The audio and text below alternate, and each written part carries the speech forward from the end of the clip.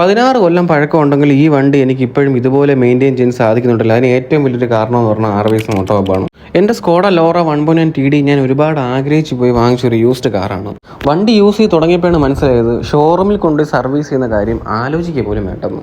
കാരണം നമ്മൾ എക്സ്പെക്ട് ചെയ്യുന്നതിന് ഒരുപാട് പ്രൈസാണ് അവർ ചാർജ് ചെയ്യുന്നത്. ഒരുപാട് ലോക്കൽ സർവീസ് സെൻ്ററിൽ കൊടുത്ത് നോക്കിയെങ്കിലും ഞാൻ ഉദ്ദേശിക്കുന്ന രീതിയിലുള്ള ഒരു സാറ്റിസ്ഫാക്ഷനോ അല്ലെങ്കിൽ നമ്മൾ എന്തൊക്കെ പണിതെന്ന് പറഞ്ഞാലും ശരി, ഇതിനകത്ത് ഒരുപാട് കംപ്ലൈൻസുകളൊക്കെ പിന്നെയും ബാക്കിയാണ്. ഏറ്റവും വലിയ തലവേദന എന്ന് വെച്ചാൽ ഇതിൻ്റെ പാർട്സിൻ്റെ അവൈലബിലിറ്റിയാണ്. മാത്രമല്ല നമ്മുടെ ലൈഫിലെ ഒരുപാട് ടൈമാണ് ഈ വണ്ടിക്ക് വേണ്ടി സ്പെൻഡ് ചെയ്യേണ്ടി വരുന്നത്.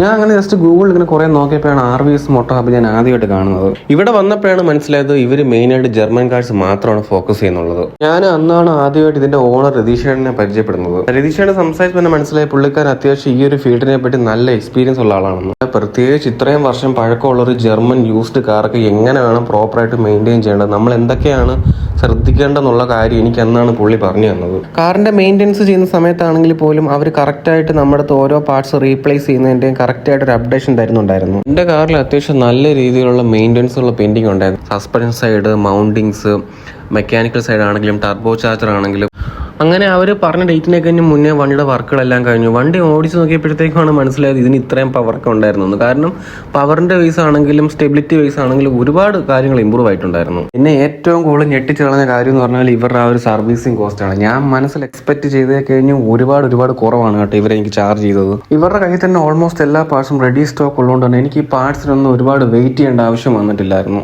ഇപ്പം നിലവിൽ എൻ്റെ വണ്ടിയുടെ കണ്ടീഷൻ വെച്ചിട്ട് നമുക്ക് ലോങ് പോകാനാണെങ്കിൽ പോലും നല്ല രീതിയിലുള്ള കോൺഫിഡൻസ് ആയിട്ടുണ്ട്.